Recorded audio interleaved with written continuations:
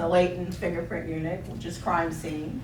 I also was an instructor for the crime scene course that the troopers give to FBI agents, police officers, other troopers. Every twice a year we would do that. So I became an instructor doing that. And I also worked with the Boy Scouts with the Jamboree every year down in Seagirt. So back in 1988, when I started working for the state police, they were just starting the conversion from manual fingerprints, which is the Henry classification, to the automated system. Before that, we only had the Henry class, and I'm going to explain how all that works. But in the late 80s, they were beginning, the FBI was starting to automate their fingerprint system to the automated system. And like I said, before that, all we had was the Henry class. So I'm going to start telling you a little bit about how this all started.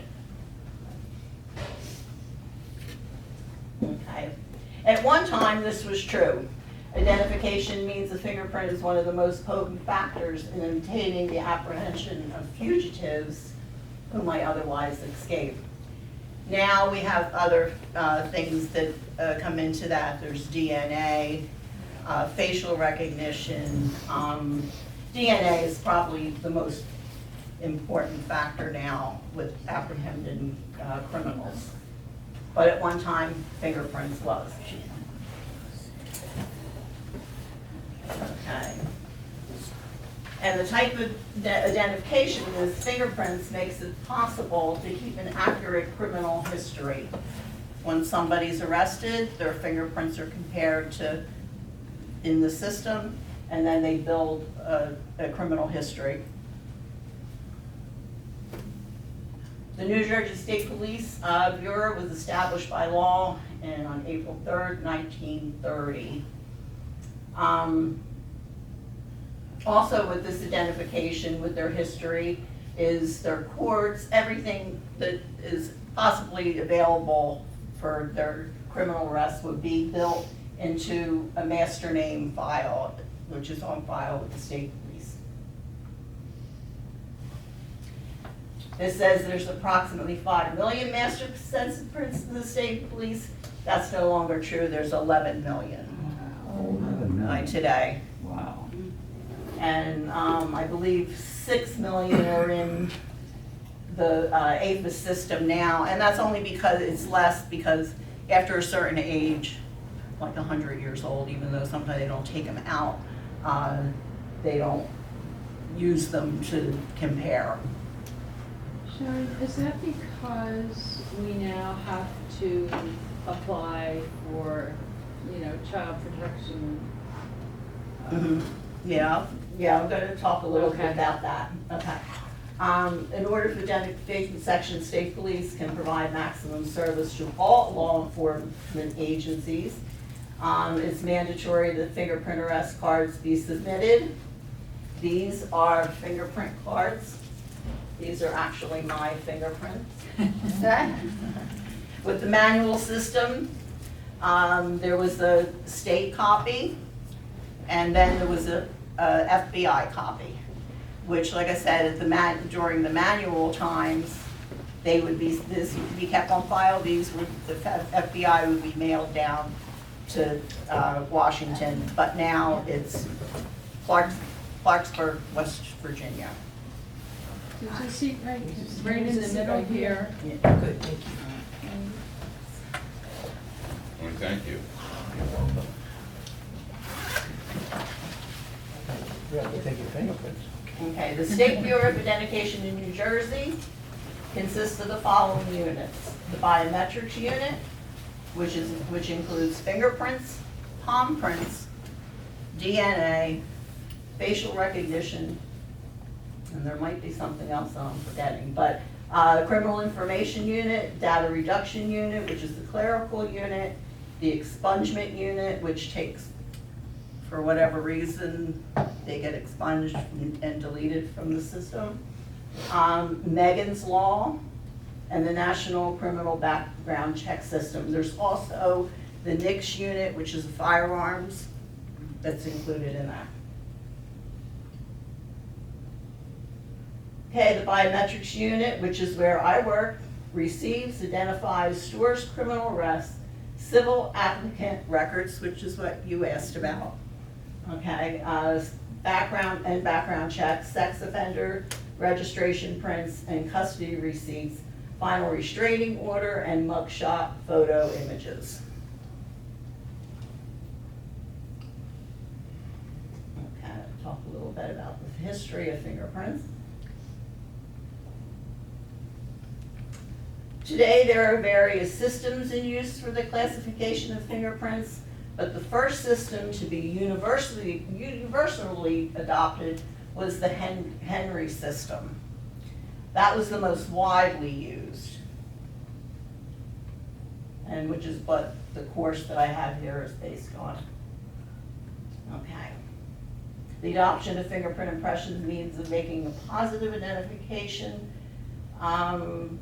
They deemed it mysterious and complicated. Well, it's not mysterious, but it is, the Henry system is complicated.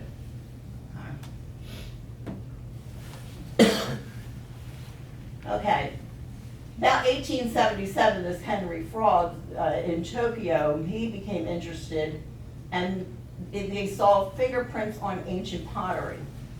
Now, the Chinese were probably the first to notice fingerprints, and they figured it's about 200 years BC. And they used it, they noted in clay to make a signature on contracts for illiterate people. They were probably the first ones that used fingerprint impressions. The unfortunate thing is the Chinese never took it any further. But around 1877, Henry Frauds, who was in Tokyo, he noticed finger marks on ancient pottery. He published a paper which explained the method of taking ink impressions through printer's ink. And all the other experiments by Herschel antedate those of Frauds by several years. Dr. Fraud published a paper.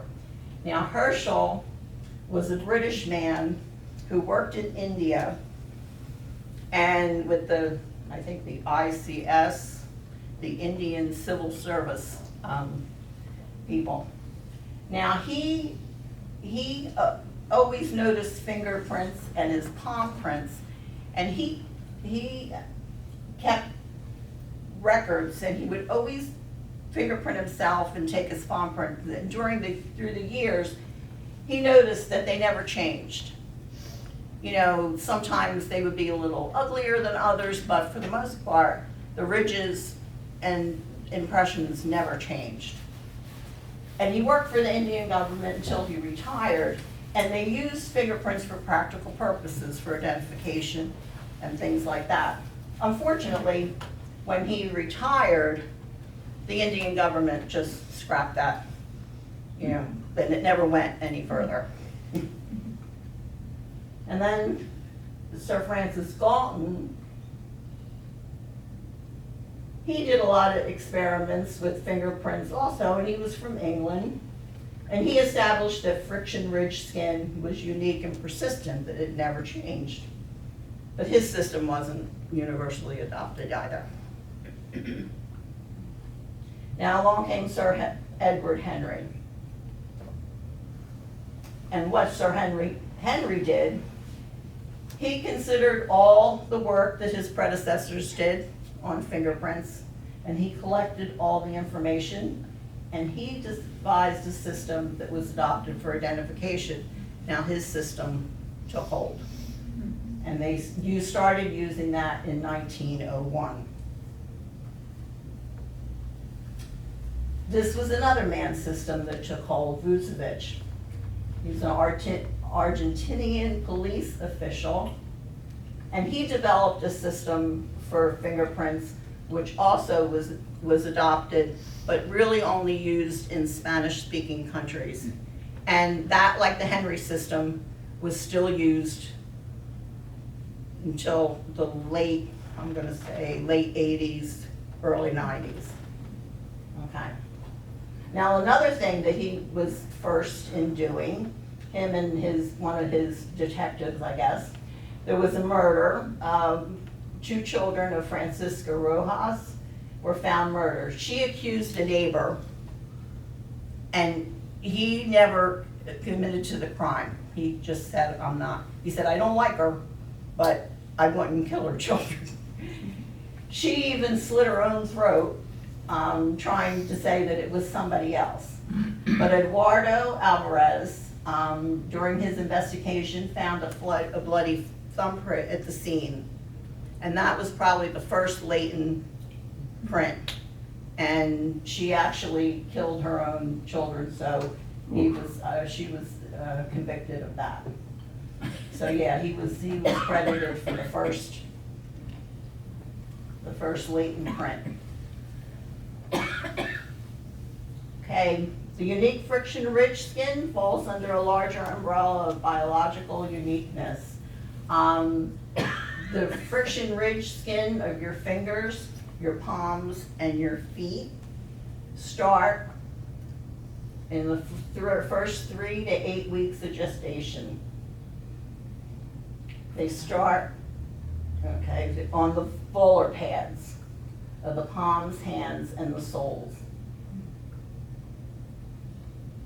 And there's a picture of the volar pads. Okay, what's neat about this friction ridge, if you feel, you go like this with your fingers, you feel some resistance. Okay, now feel the inner part of your arm. Does that feel real smooth? Okay, so we have this friction ridge on our fingers, we have it on our palms, and we have it on our feet. Not unlike your tread on your tires or on your sneakers. If we didn't have this, we wouldn't be able to hold anything in our hands. We probably wouldn't be able to stand upright with smooth skin. So it really is a safety factor. It's amazing that we all have them, and not any one fingerprint is like another. They actually put odds on it, that 1 in 84 trillion right now is what they say. So in other words, there's not any fingerprints that are the same. They can be similar. I printed out, there's in your little packet here, you can take a look at it, where it is. Where's mine at? Here. These are the only things like, you can take stuff home, but you can't take them home. These are actual fingerprints of, I believe they're twins. And if you look at them just without a magnifying glass, they really look the same. All their counts are the same, the patterns are the same, everything is the same. And they even look similar. But when you actually looked at them with a magnifying glass, they are not. But that's how close. Mothers and sons can be close, twins. Anybody in the family, you can be close. But twins really are the most similar, but they're not the same.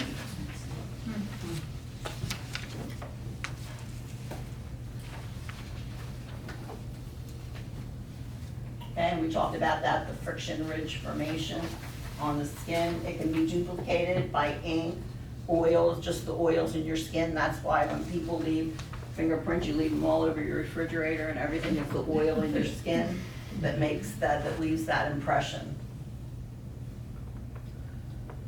It's just, I don't want to get into too much about this. We pretty much explained this about the soles of your feet. Sharon, do you know if there are other animals Yes. that have fingerprints? Yes, monkeys, orangutans, and you wouldn't notice any difference.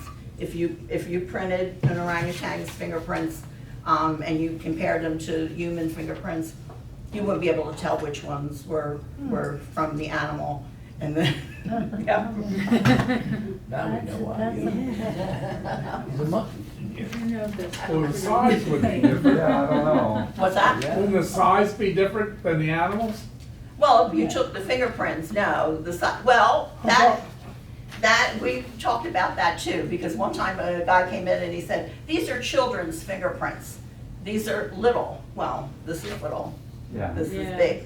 Some men have really big fingerprints. Sometimes fingerprints of a thumb doesn't even fit in that little square. Mhm. Because they're so big. But if you looked at them, if you compared them, you wouldn't be able to tell the difference. Yeah. Manual labor increases these ridges and makes them stronger and heavier. But if someone, like if you worked in, with cement or something like that and you retired, well, a few years after that, your fingerprints wouldn't look so bad anymore. They sort of go back to the original, what they look like. You looked at these are my fingerprints here. I wanted to do George's, but we never just got to it. Mine are horrible.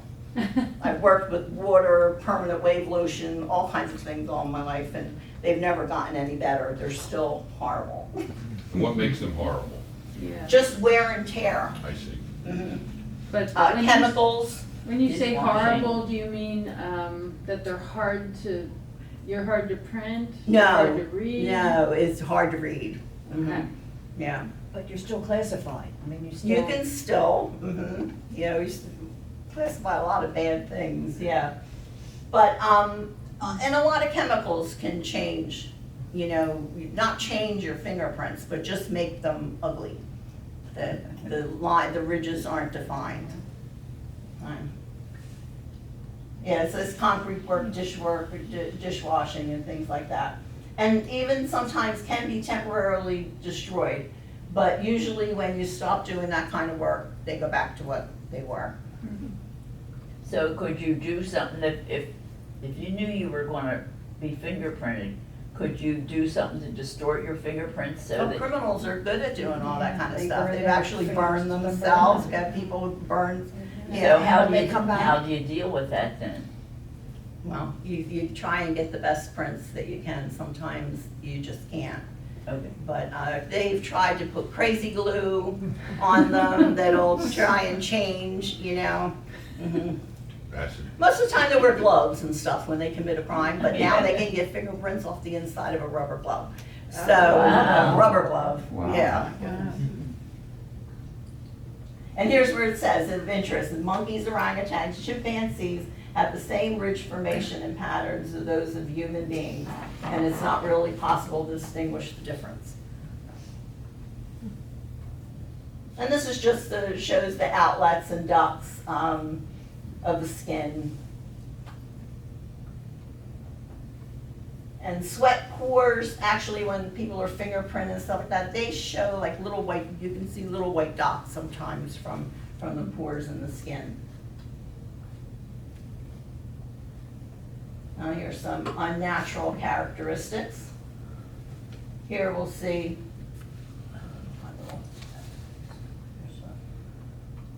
No, I can show that, I'm not good with that. Over on the left-hand side is probably a cut. It doesn't look like it distorted the fingerprints too much. On the right-hand side, you'll see where a cut has really done some damage, where it's caused puckering and things like that in a cut.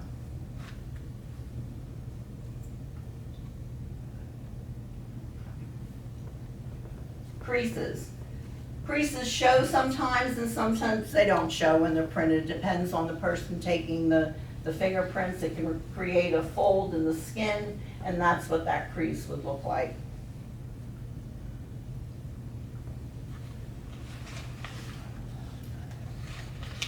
Warts. Warts are kind of neat. Warts. Never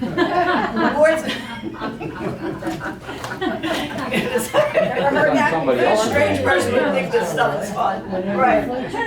Now, what a wart does to a fingerprint is really neat, because a wart is there, and what it does is it pushes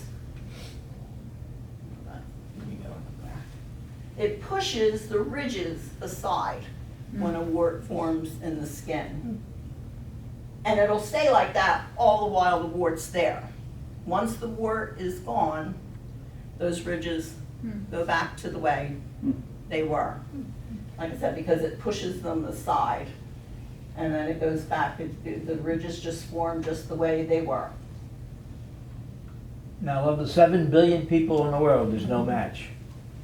No match, ever. You don't even have the same finger, you wouldn't even have the same fingerprint in any of your own fingers. There's no matches. I can't believe it. Never been found. Like I said, they put the odds of 84 trillion. They say that's none. I've never seen anything, like I said, close ones, but never exactly the same. So when you have a fingerprint, you got a lot to go through. When you're trying to Match? match. I mean, Okay, how do yeah. you break it down? Where Oh, do you I'm start? gonna tell you how they're gonna break it down. Okay, ulcers and burns can destroy the ridges. If you ask a lot of criminals, they'll just burn their fingers. So, but like I said, now it's no point because there's DNA and many Yeah. other things, so. And that's permanent? Ulcers Burn- and the burns. burns. Okay, now we're gonna go to the fun stuff. Identifying pattern types. There are 3 different pattern types. That's loops, whorls, and arches.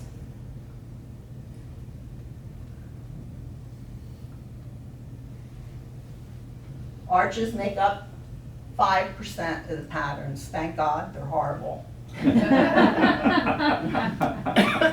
Loops make up 65% of all pattern types. There's 2 types of loops. It's a radial and an ulnar.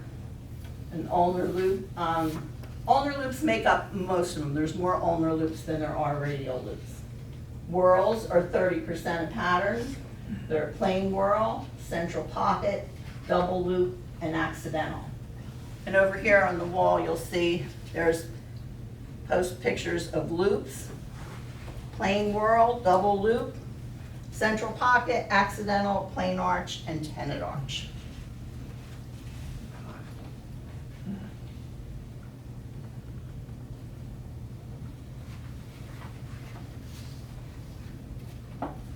Okay, plain arch, which we have right here. Oh. Plain arches, we always say they're called plain arches because it's an absence of a pattern. There really isn't any pattern there. The ridges flow in from one side, make a slight rise, and flow out the other side. Plain arch. Tenon arches are a little bit different. Tenon arches, the ridges flow in, they make a rise and up thrust, and come out the other side. There's many different, I printed out some pictures of different pattern types and some examples of different types of what they can look like. But that's the tenon arch. Okay. Does a family member all have one particular, No. it doesn't matter if family or? We have all different pattern types. I think I have maybe one whorl in my hand. I have mostly loops. Most people, like I said, mostly 65% are loops. So all your fingers aren't the same type? No, you can have the same pattern in different fingers, but the fingerprints are not the same. They're different, Well, yeah, the finger. even if they're the same But pattern. they're, But you can have different patterns. but you can have different patterns. Yeah, you can have all of different patterns in one hand. And we talked about the tenon arch.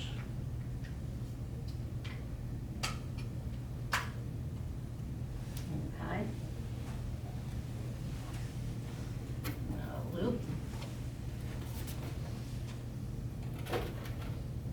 Okay. The loop, 65%, the ridges flow in from one side, make a rise, recurve, and flow out the other side. Now on the left-hand side here, I have a picture of God's fingerprint. And I did look to see why the artist, I wondered why the artist chose, you know, the loop for God's fingerprint.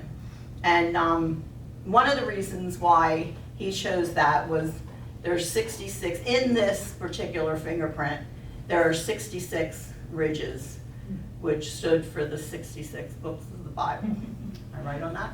Yeah.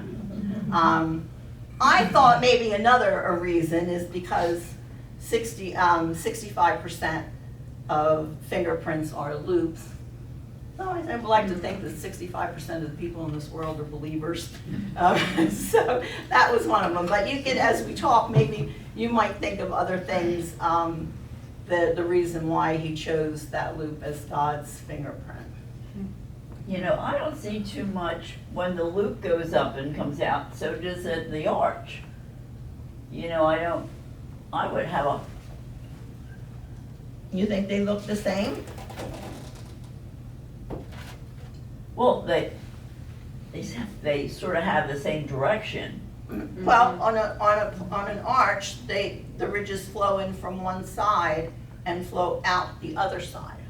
All Where right. on a loop, they flow in from one side, Oh, and go out make the a same. rise, and flow out the other same. side. So, Which is another reason why I think maybe this is God's fingerprint, because we begin in one spot and we come back and we go back to so the the same. loop, it goes out the same Right, area where it the came same in. direction. Yes, it comes in Okay, the same where the direction. arch, it goes side to side, Yeah. okay. Now, there are two types of loops. There are ulnar loops and there are radial loops. Now, they look the same. They can look. Get a little. I will take this down for now. We'll put this up. Okay. Do you know what, ulnar loops and radial loops, they look the same. You only know which one is which by what hand, if you know what hand is printed in, okay? An ulnar loop in the right hand would be this one, okay? And a radial loop in the right hand would be this one. Now you go to the left hand, and this Yeah, might they be swap. confusing, and it changes. This is the ulnar loop in the left hand, and this is the radial loop. And we know the difference because an ulnar loop flows towards the little finger in the right hand. So it flows towards the little finger. And a radial loop flows towards the thumb. And then in the left hand, it would be the other way. In the left hand, the ulnar loop flows towards the little finger, and the radial loop flows towards the thumb. If you get arrested and they fingerprint you, Mhm. it'll go into it'll go into an area where you are. Will it eventually go to a national base? Yeah, So- yeah, we're going to get to that. Mhm. Okay. Right. And that's the two kinds of loops. I got mine. And then we get a little fancy with whorls, because there's only, even though it's only 30% of the pattern type, there are 4 different kinds of whorls. We have a plain whorl, a double loop whorl, a central pocket loop, and an accidental.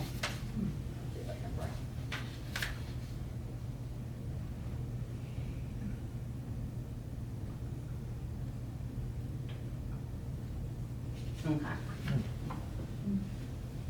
Now whorls are circular, you can all tell what it is. They also have, I'm gonna explain, 2 deltas, well, the loops have deltas too. But whorls have 2 different deltas, and deltas, when you see this, let me get this other. There, because this one doesn't work. Oh, here it is.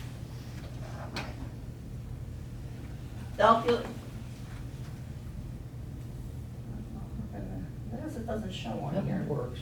This one, Yeah, Yeah, you're it's- on yeah, the there it wall. Yeah, Bring it over a little to your left. yeah, but it doesn't show well it on the doesn't screen. show on the screen. You know what I'm gonna do? I'll show you better on here. Okay. Whorls are a circular pattern. Each whorl has 2 deltas.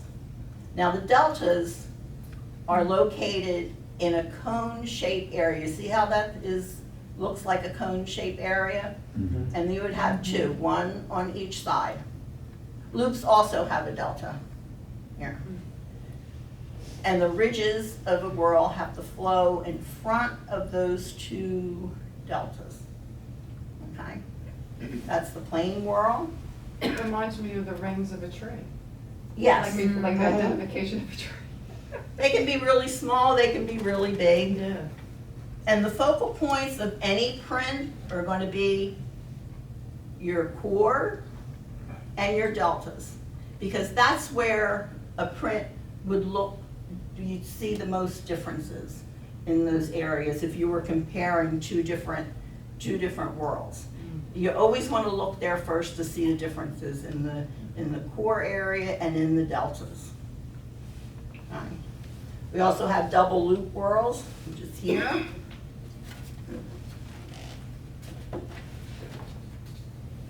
And double loops, pretty self-explanatory. They have to be a loop here and a loop here.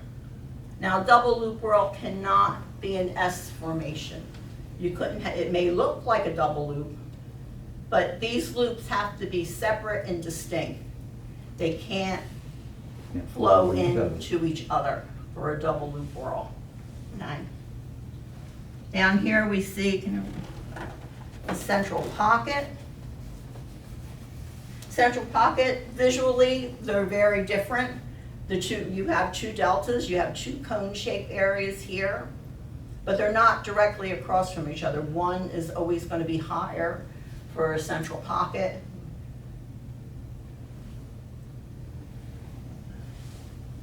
And then we have an accidental.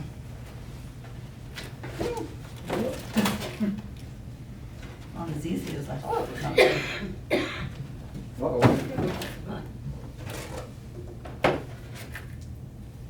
I always call these whorls cinnamon buns because they kind of look like that. Accidental whorls can have 3 or more deltas. We have one here, a cone-shaped area, we have one here, and we have one over here.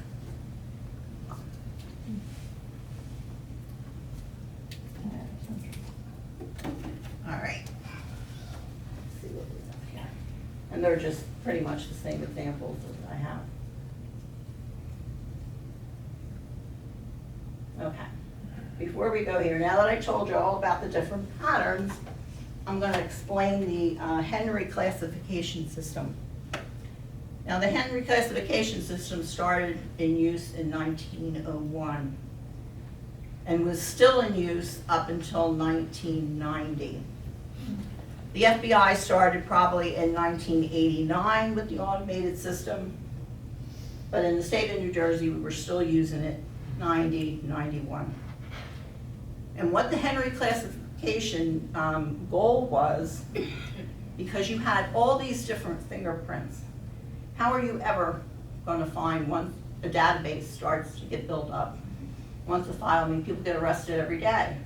People are, you know, so how are you going to ever find a match to what you're looking for? Yeah. Well, the Henry classification system was a system that would group the most like things together. And there was a process, and it was tedious, and it was time consuming, but it was the only way that you could figure out how to keep this group of like things, what you said, how were you ever going to find a match for it? Well, that's what the Henry classification system did.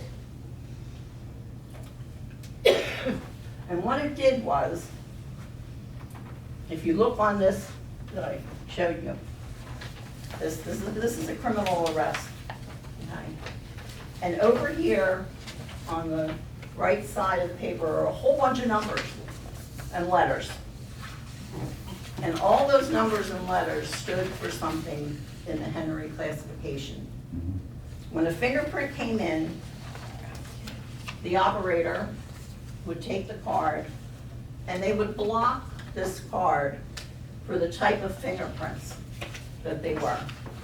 If it was a loop in the first space, which you see there, the number 1, That would be the thumb on your right hand. Your fingers are marked 1, 2, 3, 4, 5, 6, 7, 8, 9, 10, and that's the way you're printed. So when they see a pattern type, they mark it. And that's how they do all the 10 fingers, whether it's a whorl, whether it's a loop, whether it's an arch. Okay, they're all marked in the block. Now, for whorls and loops, for loops, I'm gonna get, you might get confused. For loops, for the Henry classification, loops need to be counted. Okay? There are 3 things that a loop needs. It needs a delta, it needs a sufficient ridge, and it needs a ridge count. Okay? Now, for every loop, you have to count the ridges. So you have to find your delta, you have to find your core, and then every ridge in between that gets counted, okay, for every loop. Now, there's a lot of things that determine, I don't want to get too, because you probably won't remember anyway, but to determine a ridge count, like I said, you have to find the delta. To find the delta, you have to find type lines. Type lines are 2 ridges that run parallel and they diverge. At that point of divergence is your delta in front of it. So the operator has to find the delta, has to find the core, and then you count all these, and that's your count that becomes your count for your loop. So every loop has to be counted. Every whorl has to be traced. And to trace a whorl, you would find your delta, your core, your little cone-shaped area, and you would come out and you would trace down. And if the line broke, you would jump to the next one. And you would follow it all the way under your right delta. If it was more than 3 ridges, it was an outer trace. If it came up here and it was below 3 ridges, it was a meat trace. Or if it came up here, it was an inner trace. So these are all the things in the Henry classification that had to be done so you could get things down to the likeness that you want. Now, when that was done, like I said, you see all this writing on this fingerprint. Okay? All this stuff, it's your trace, it's your ridge count, and then if you had arches and whatever, you would do that. Now, this system, there was a breakdown of this system, and I can't, like I said, it is confusing and it's tedious. But what this breakdown did, you had a secondary, a sub-secondary, you had a key, you had a fraction, you had all these things that would file this down to the likeness, which would tell you where this was going to be filed. Now here, this is a picture, I'll pass this around. During World War II, and this was an actual file room of the FBI.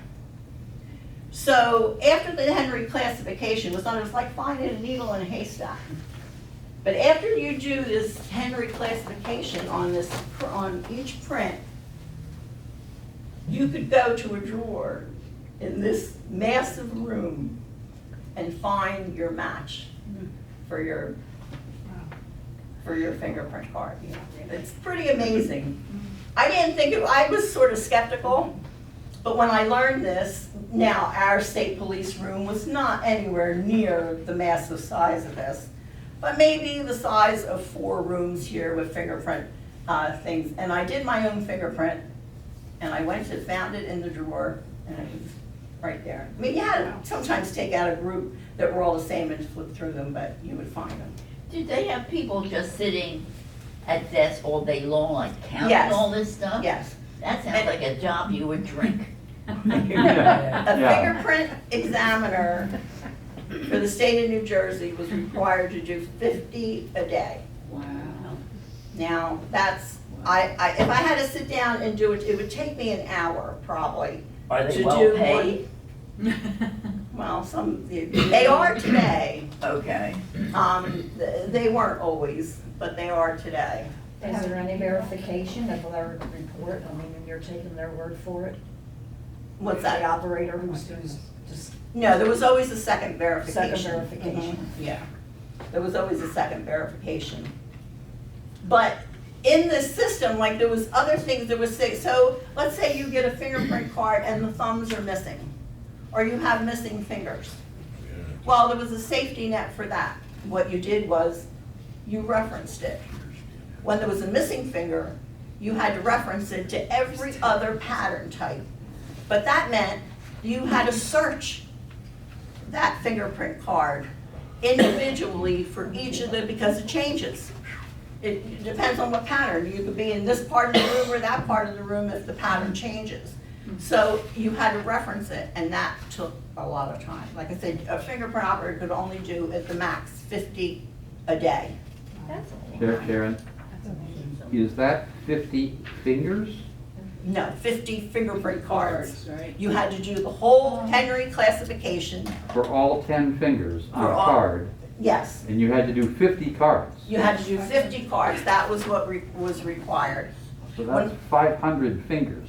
Right. And not only did they want you to be good, they wanted you to be fast, but they wanted you to be good. Be accurate. When I first started this, my boss he would come behind me, his name was John, and he would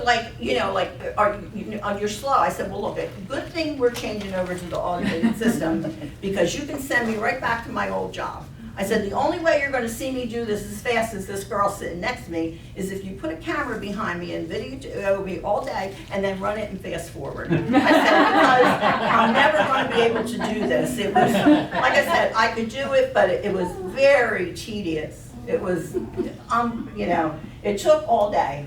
And like I said, if you had a reference or if you had a missing finger, you had to search it. That was like doing one fingerprint card. If you had 5 references, you had to do it 5 times. So it was very time consuming. Did they account for human error? I mean, how many were maybe looked Yes. up incorrectly? What percentage? Well, the search was only as good as the first person who did that That's fingerprint right. card, because people's interpretations could be different.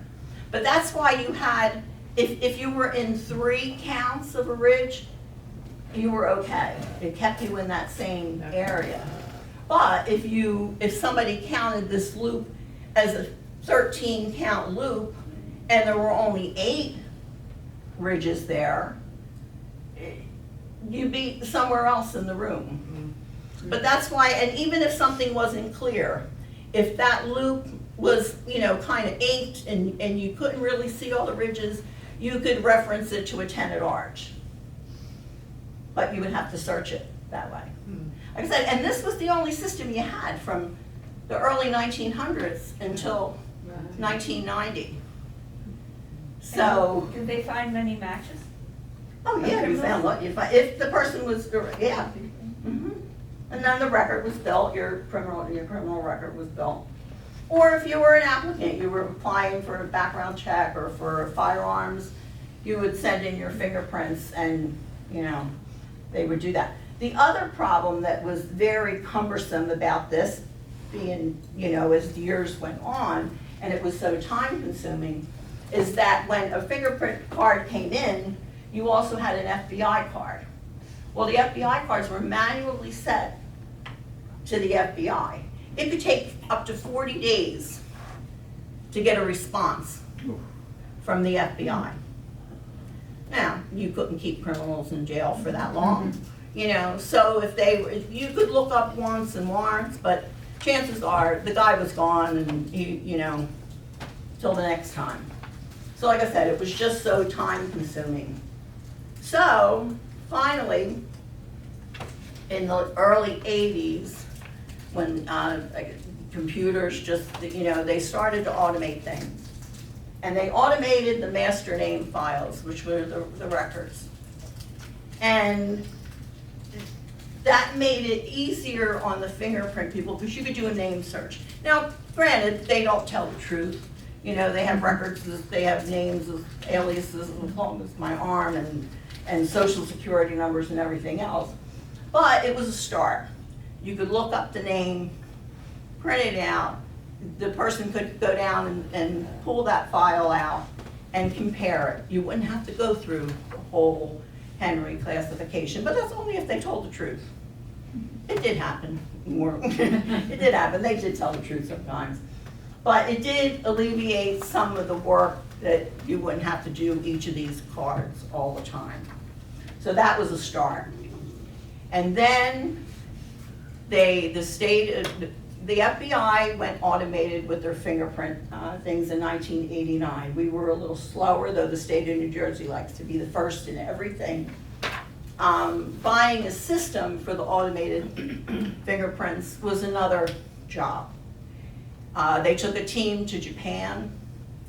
They took a team to France.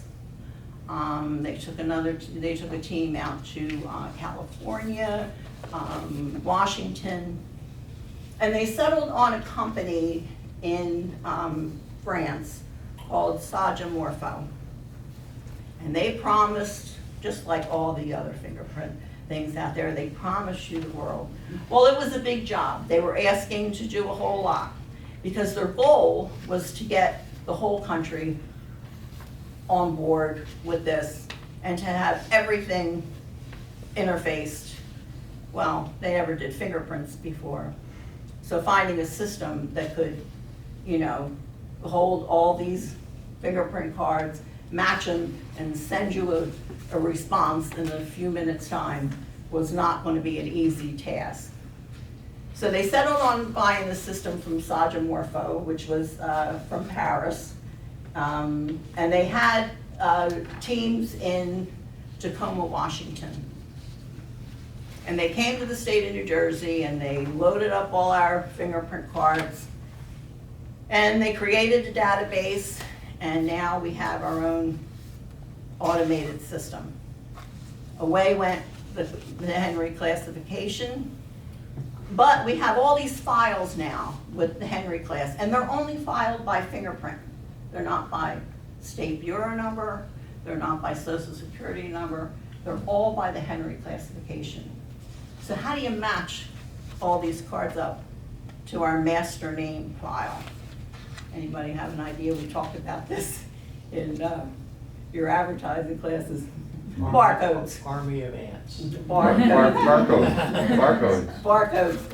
They put barcodes on every file in the print, and they put them in the master name file so we could find them without going through the whole Henry classification. So that's how that started.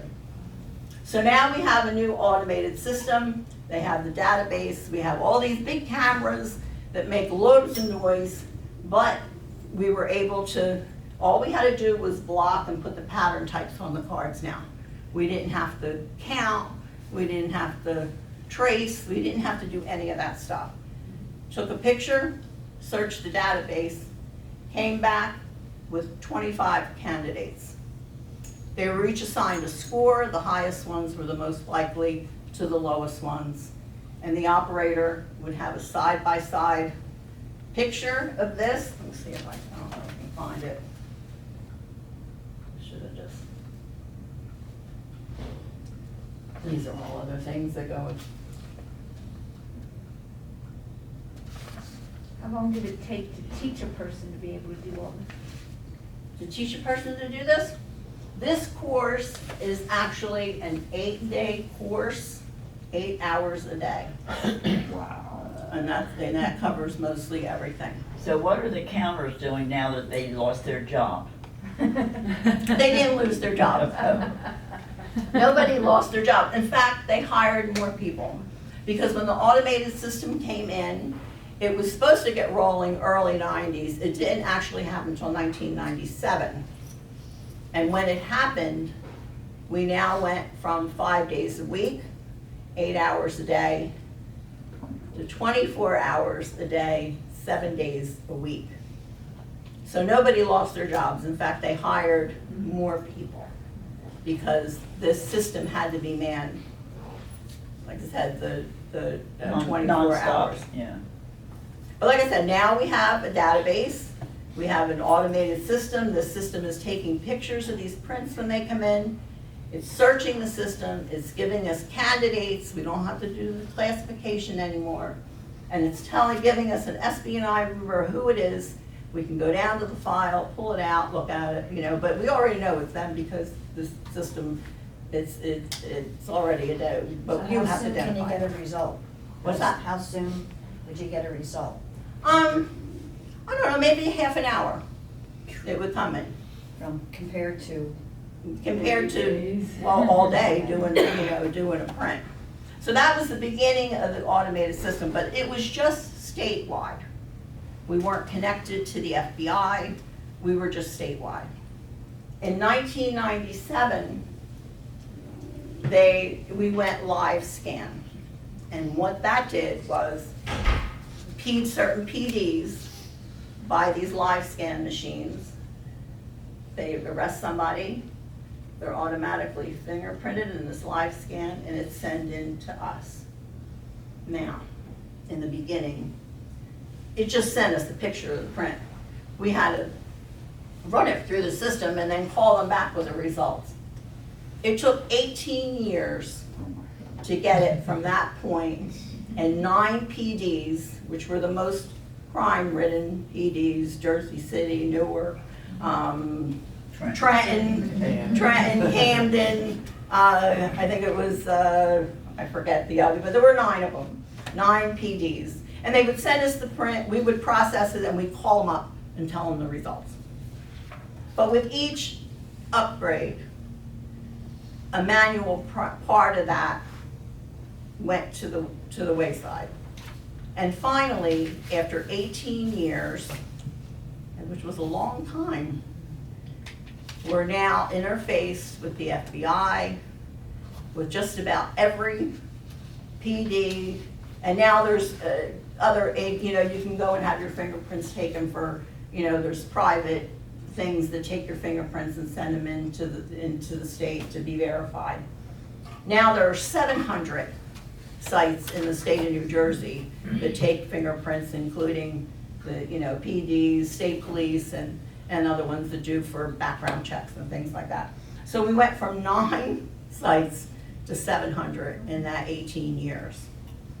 It was a painstaking process with a system that we named Mousetrap, Frankenstein, and the Hotel California. Because it needed to be babysat most of the time, and it always broke down at 3 o'clock in the morning on a Saturday night. But yeah, it was like that. And they finally put up a thing that looked like a USB cord symbol on steroids of where a print starts, where it ends. Well, what good did that do? I said, now you needed to light up and say you are here. Yeah. Because things just got lost. And when they got lost, it caused the whole system to crash. And I think it was because it was asked to do so much. Like I said, you had matchers for fingerprints to create, to match up the fingerprints. You had to do quality control because the computer just put all kinds of minutia on it and points that you had to clean up. And then it had to go back in the system. So they asked a lot of this for this to do. But finally, like I said, after 18 years, we are now hooked up to the FBI. The turnaround time for a print is 5 minutes from the start to the finish. The state gets a response, the FBI gets a response, and whoever else is asking for that gets a response in that 5-minute time.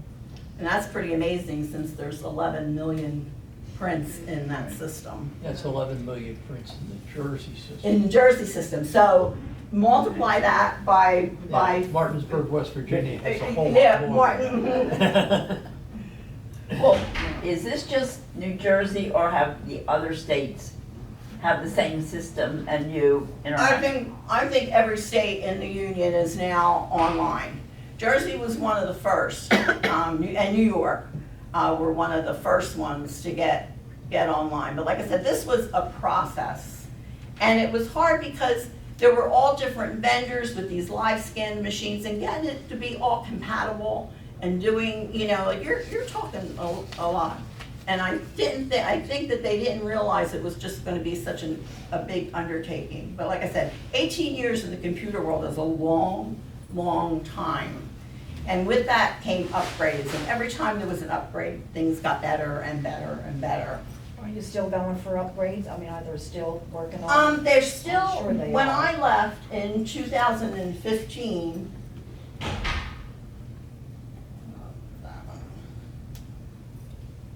was the last big upgrade.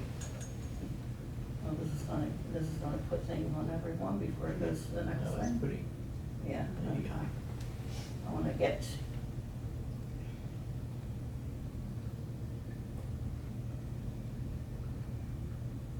Get to the automated system, but I might have to take forever to go through it. Well, 18 years. Sharon, can you interface with international police agencies? Yes. At this point, right out of New Jersey? Right out of, we can interface with everybody. Mhm. Yeah. Have they put together the DNA with the fingerprints now? Yes. On the master name file, it's all listed on there. The fingerprint codes, the DNA, everything, when you look at that master name file, we call it CCH, all the information for that one person is listed on that. Including the photos and, Photos aren't Mug on that, shots. they're in another place, but there's photos and, yeah. but they're linked. Everything is linked. Everything is linked now, yeah, which is, like I said, pretty amazing. It was neat to be, oh, this is gonna do, you know what, I'm just gonna show you.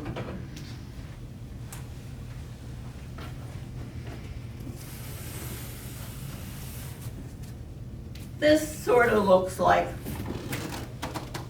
this is a palm print. But this is what the automated system looks like. It has a lot of you can do a whole lot. You can make things bigger, smaller.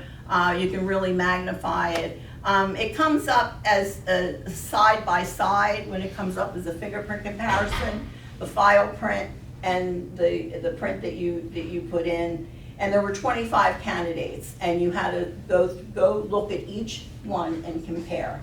But like I said, with the automated system, if you had a big it created a score. So the higher the score, the most likely it is. But sometimes not. Sometimes you had you found your candidate maybe 4 or 5 down, sometimes 25. It didn't matter. It depended on the quality of the print that you put in and what it was comparing it against. But that's, yeah, so 18 years was a long time, and it was a painful experience sometimes.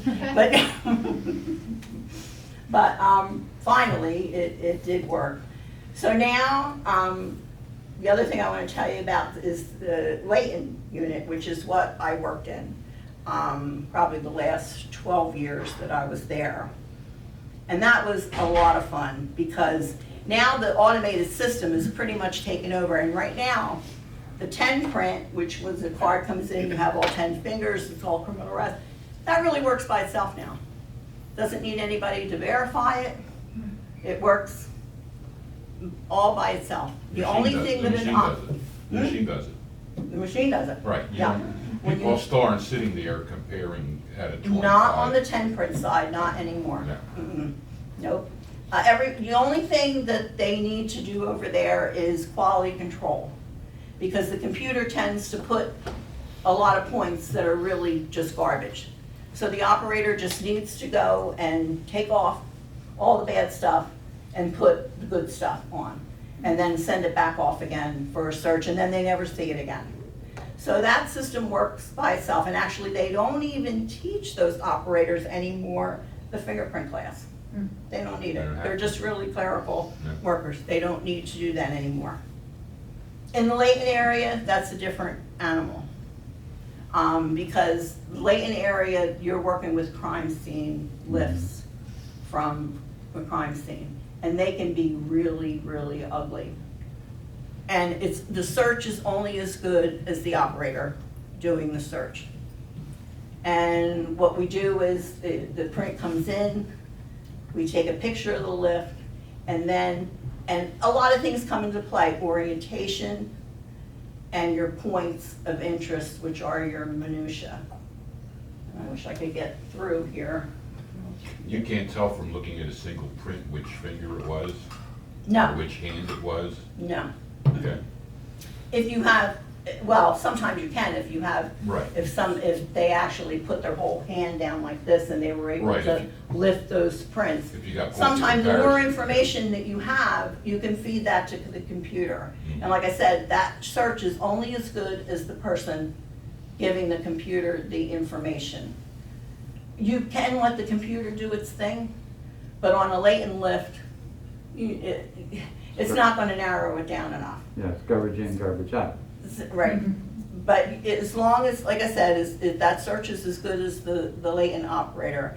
And that's being able to tell whether something's upside down, right side up, the orientation is really important. So then you mark all the things, add all the minutia on there, and you send it off for a search, and that's really fast now. We used to have to wait sometimes days before we get things back on a latent lift. Now, with the new matchers and everything, things come back 5 minutes, if you're lucky. So you're sending a single print out and it's being compared to what, your 10-point? If you know, Your 10-point files and your 10-point, yeah, it compares to the whole, those 11,000 prints Right. that are in the system. so it's got to Is- pick out one fingerprint Mhm. out of so Out many, of- but it can. Right.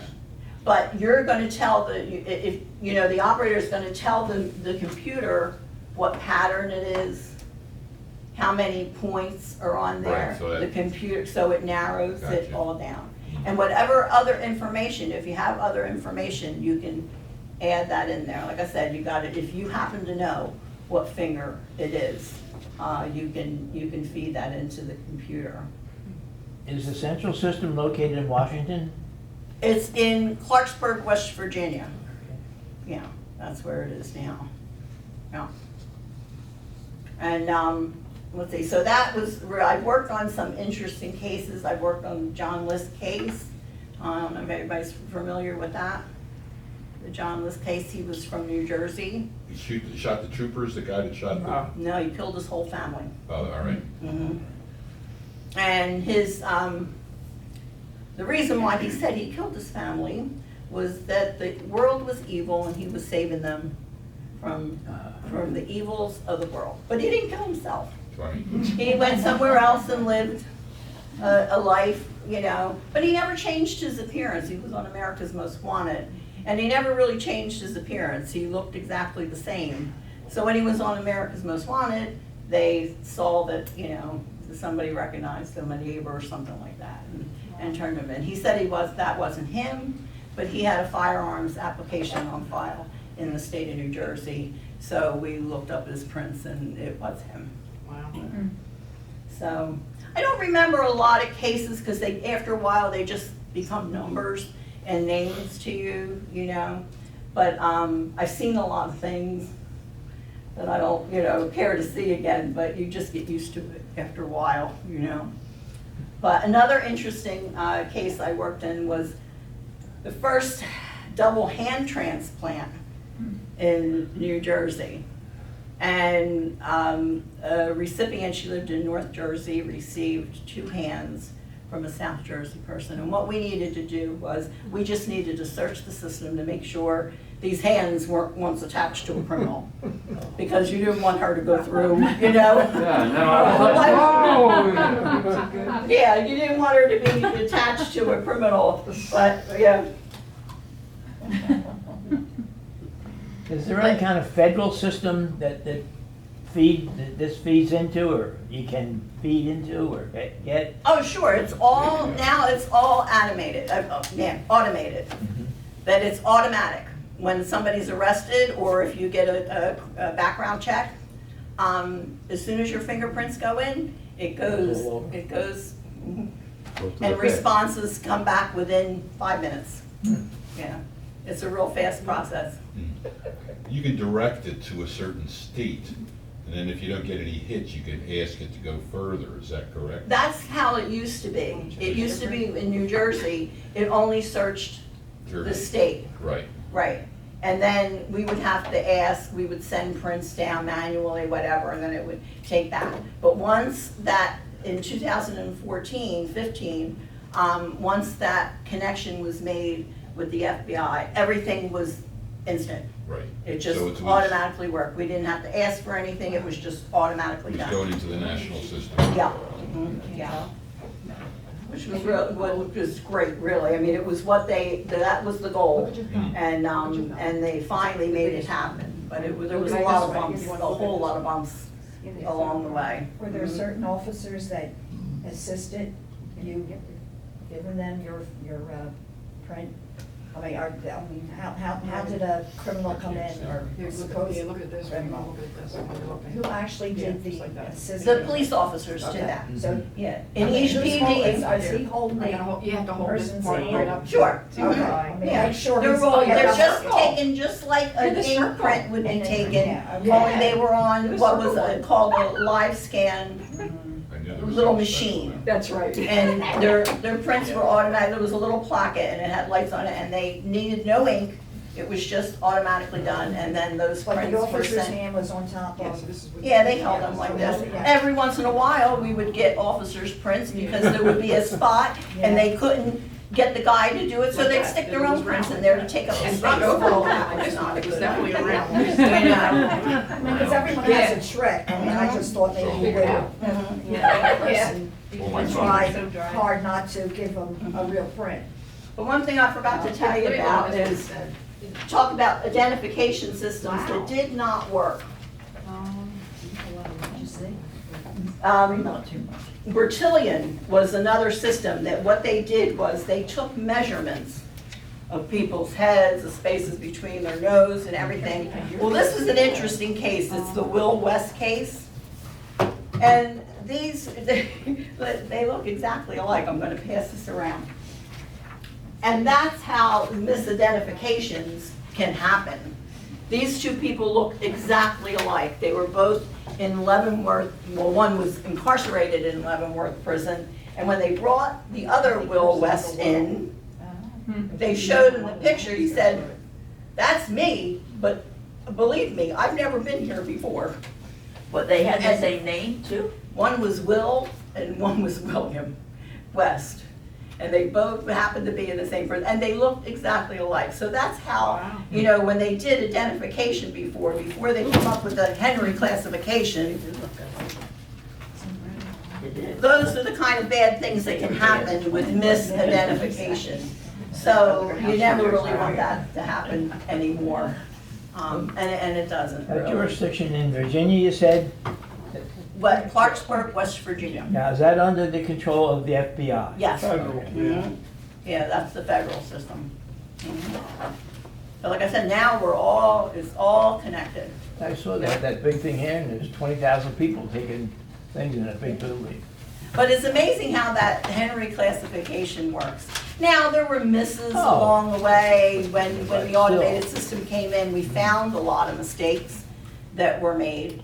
But like I said, it's not a perfect thing. Prints come in, it depends on who's taking them, how bad they are. They could be really ugly, like some of these look, or they could be really clear.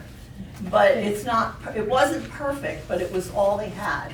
And like I said, that was a lot of years from 1901 until 1990, using that system. But they knew they had to do something because it became actually over 100,000 prints, it becomes cumbersome. It may not be, you may not find a match in those files. So they really had to do something, and really just in time. Isn't it? When you want to work in this department, I mean, what background are they looking for?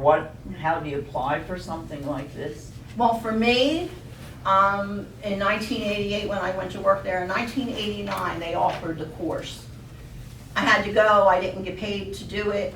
They offered it because they knew all this automation was coming. They knew they were going to go 7 days a week, 24 hours a day, so they needed more hands-on.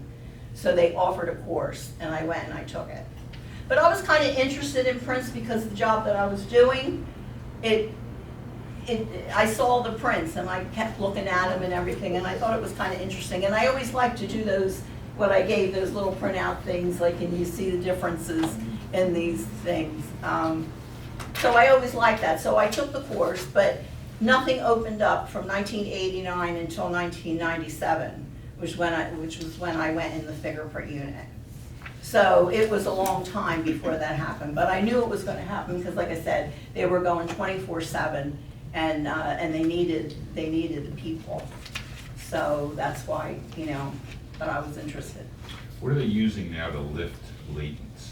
Does it There's depend all on the kinds- surface they're on?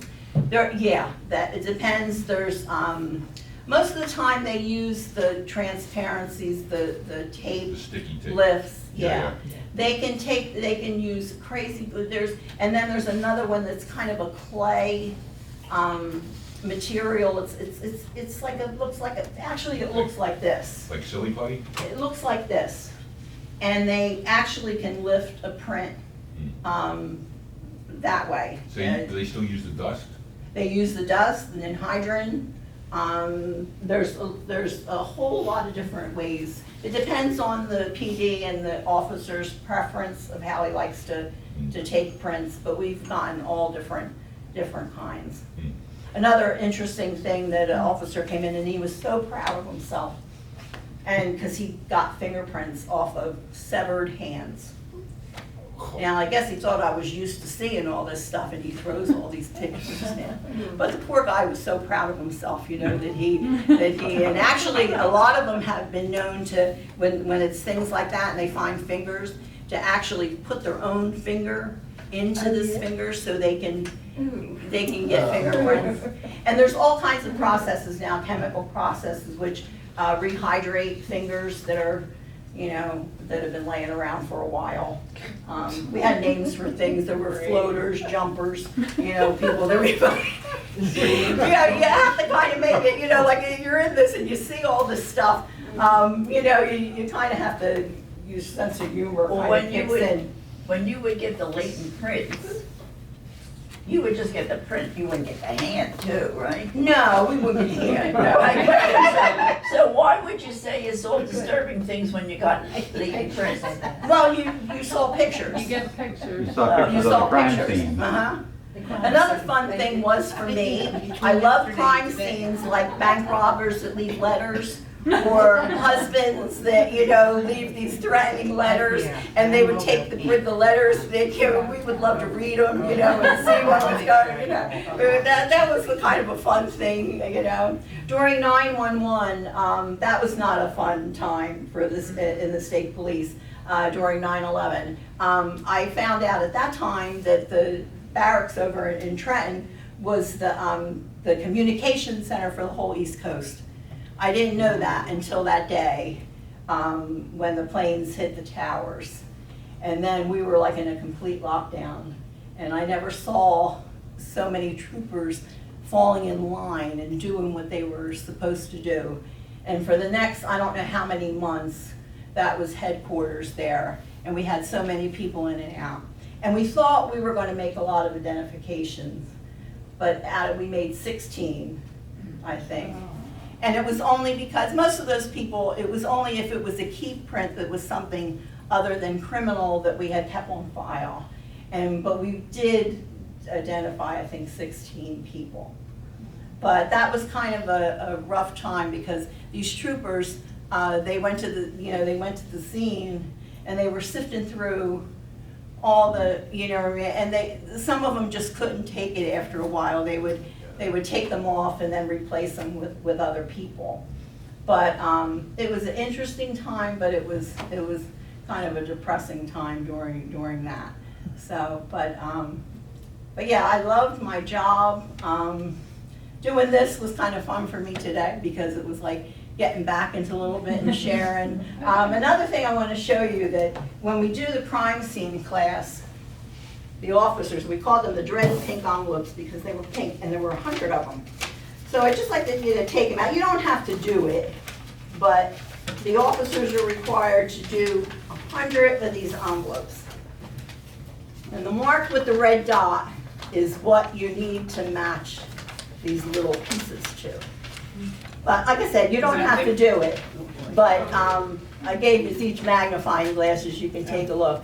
But the officers are required to do 100 of these envelopes within 2 afternoons, I guess. Some So of them one get of those through. three matches Is it it. double? Is it One of double? them matches Double. that, yeah. Do you see a loop here and then a loop here? Okay. Some of them you could do by process of elimination. Right. Well, let's look. Well, let's turn maybe, I've also had training in not just fingerprints, I do palms too. That's would be another class. I've had training by the FBI in advanced fingerprint identification and palm prints.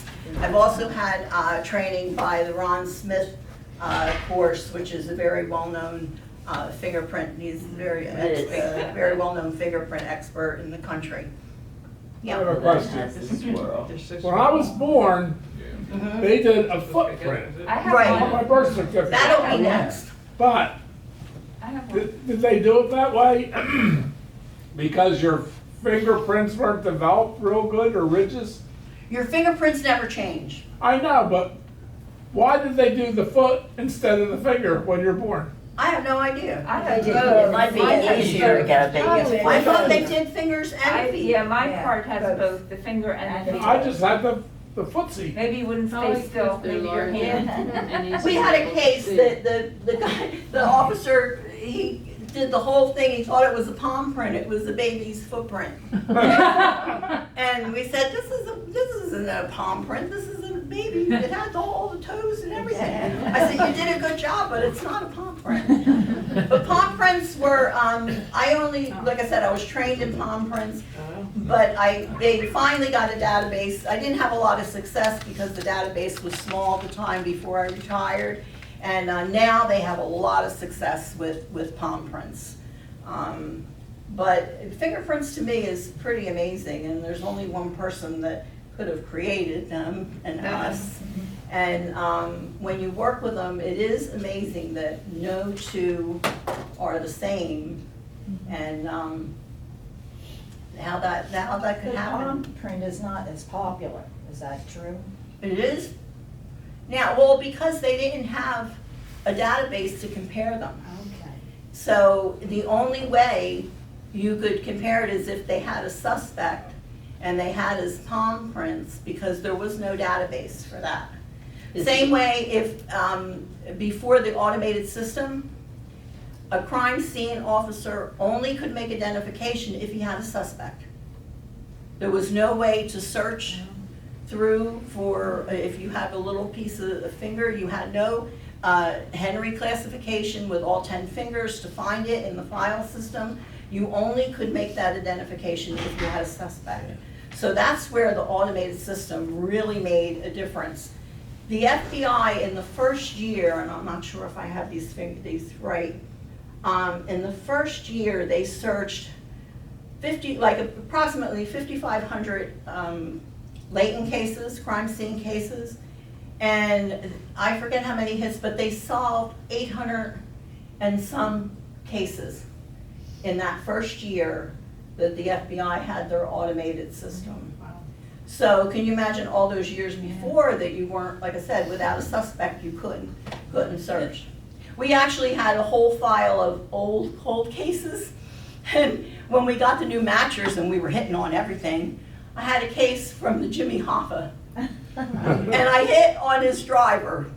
Well, they went crazy up there at the state police, but the driver's long gone. I mean, there's not, but you put an end to that, those fingerprints matched the driver. So we had a whole bunch of cold cases that we were running through, and we had a lot of success with them. But like I said, the people were long gone at that time, but it was just fun, hitting on these Just things. solving the problem, yeah. Mhm. So you could put an end to that case, The little boy in the box that they just identified, that wasn't with prints, that was with. No, that was DNA. with DNA. That was with DNA. Yeah. So it's amazing, maybe I guess they didn't ever have a print on him that they could put it, did they ever No, try maybe, prints? I don't know the facts of that case.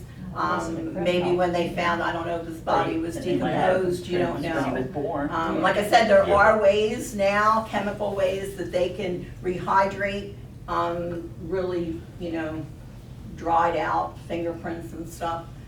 They can do that now. There's all kinds of ways that they do it, but I don't think with that, I think it was just, they would have done that a long time before. It was just the DNA that they found that identified him. You know, I worked up on Red Lion Road and lived in Philadelphia, and I took that road going to work, and I was there the day that everybody is digging, and I was wondering what was going on. And I never forgot the case. And I often wondered, and then, I mean, to see that it was solved, it was just so wonderful. Yeah. But I'm going by, and there's all this confusion right there on the right-hand side of the road. I could not believe. And then later on, I found out what it was, and, you just can't believe somebody couldn't report a missing child. And now that they found his family, it's like, okay, which one of you people kept your mouth shut and didn't provide us with the right information? Yeah. And another thing I wanted to tell you, like I said, I only really touched on the Henry classification. There's a whole books of the training that you have to go through to break down all these fingerprints. And even with the automated system, you might think, okay, well, it's a lost art. Not for investigators and police officers. And the reason why they still get trained with fingerprints is because they go to court. Now, at one time, fingerprint operators could not be subpoenaed to go to court. Now they can. I had a couple cases that were hanging on the line there, but the guys plead and I didn't have to go to court. But police officers, they have to get up there with pictures and they have to explain exactly what they're looking at, because lawyers are always going to dispute that. They're always trying to say, no, fingerprints is not, an exact science. But when the officer, we do the work for them, but they go to court. And they do a side-by-side, they point out all the characteristics, all the points of interest, ridges, the line of flow, all that stuff that, like I said, I couldn't teach it in 2 hours' time. But that's why we still teach police officers the Henry classification. Like I said, Henry is not an identification, the person does the identification, but it does the classification. Are you going to tell us the answer to this? I mean, they're marked A, B, and C on the back. What envelope you have? 4. 4? I was thinking And what do you maybe think it is? C. No. C? Yeah. No. No, okay. That was your guess. That was my guess. I Yes. have a question for you. How did they identify the Lindbergh baby? With fingerprints or footprints? George, you know what, I don't know, Michael probably knows, and that's another thing, if any of you are interested at all, George's son has written 5 books on the Lindbergh case. But at the state police at the barracks, they have a museum, and that museum is very interesting. It has a lot of exhibits on the Lindbergh case, a lot of things on how the state police started, and how far it's come and all their, investigations and all, and everything. So if you ever get a chance to go over Do there, they have tours?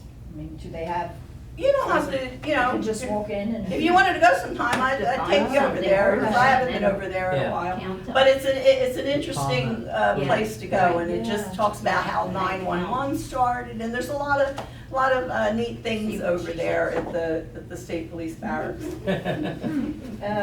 When did Henry die?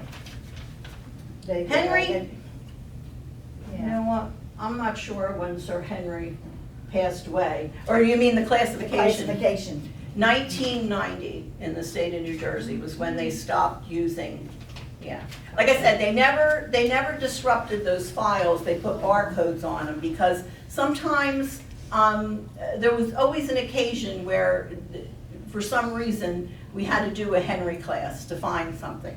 But they never disrupted those files. Well, now they're gone. Everything is on the computer, and they've took all the hard copies and they're completely gone. That and records, no paper anymore, it's all automated. It's all digital. So, which a fingerprint operator doesn't like if you were old school, because pictures were never as good as the original master hard copy print. But that's just, Has the system ever crashed? yes, many times. Like I said, it was a painstaking 18 years, and like I said, when you think And then about since computer then? stuff, Since then? oh, there's always glitches and stuff. You know, I always wonder if, you know, they talk about the grid and everything, if anything ever, they're gonna come looking for me because, and any other person who's around, because you'd have to revert back to the manual classification system. So in a way, it's not good to let it go, you know, completely.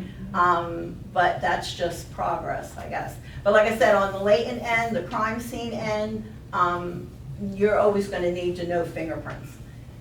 Because you're the person that's making the identification, not the computer. The computer can help you, but you're the one making that final identification. And like I said, in Layton's, I was the assistant supervisor, so I was able to do second verification, so if an operator identified, I gave the final say. Now, I've never made a mistake on identification. I did make a clerical mistake one time though, but it was not intentional, so, but people, you know, you're not perfect. But I've never made a second verification mistake. I've never misidentified anyone. So I'm kind of proud of that. But it is an odd occupation. But like I said, for me, it was interesting. And I miss it. I miss the work because I love the work. But it's, you know, you retire. But I'm on call for crime scene classes. That there's another fella, my friend Sandy, who is retired. She still teaches the classes. And Paul is still employed with the state police, so he helps her. But if he can't do it, then they'll call me, and I'll do it. Yeah. So, like I said, it's hard, as you know, I have a couple hours, but I think I pretty much hit on everything. Thank you, Sharon. I probably could have done it without the computer, but I have treats. Surprise. Yeah. My neighbor has made fingerprint card and fingerprint cookies, so help yourself. Oh my gosh. I'm gonna have very high expectations of her. Yeah, me too. Well, if we ever need. No, this was fun.